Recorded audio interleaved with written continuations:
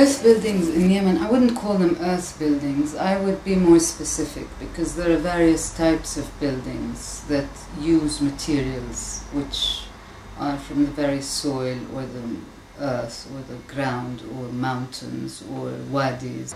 Regarding mud brick architecture, which has been my speciality or point of interest for the last at least 25, if not more years, I've worked in some great detail at establishing how these buildings are made.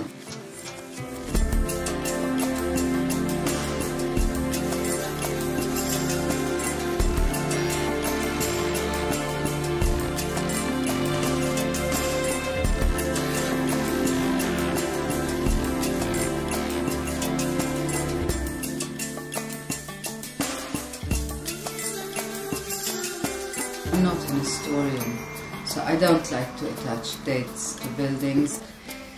The buildings I've worked on definitely go back to 200, 300 and some more years, but we know for a fact that these buildings have been there since pre-Islamic times, so we're talking of civilizations as old as Saba, Queen of Sheba. And I think if you go back to Genesis, you'll find the mention of both Shibam and Tarim and Hadramut in the Torah. Now, how they're made is extremely complex, because Yemen is one of the most sophisticated civilizations that has maintained and continued to construct its buildings and its architecture with these materials. When you've got 7 and 8 and 9 floors constructed in sun-dried mud brick, it's already a huge feat, both engineeringly and construction-wise, and when it comes to design, it's superior.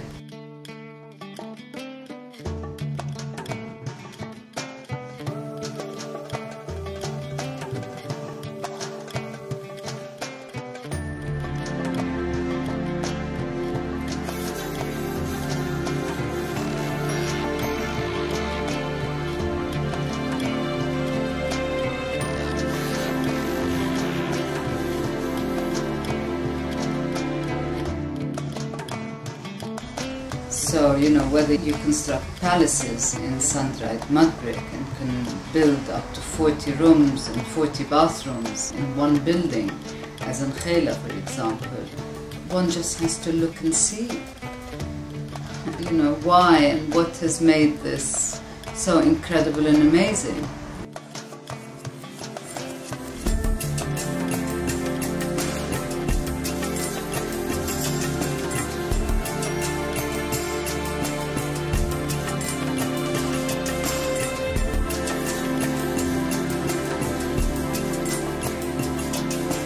Do you know something? Apart from trying to be philosophical or sounding scientific about the ecology of these buildings, essentially the fact that this architecture has worked so well for hundreds of years for its inhabitants, and it's an architecture that can identify as a culture, as a deep, profound culture, which is very closely related to the socio-economics of communities that have lived there and that have mastered and been the masters of this civilization for so long, I think in itself ought to acknowledge the importance of it, ecologically and otherwise.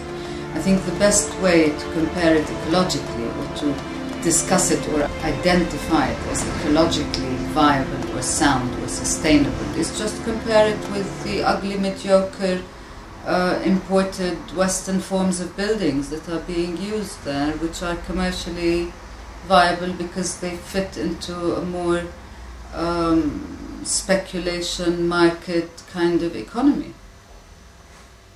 Culturally devoid, completely.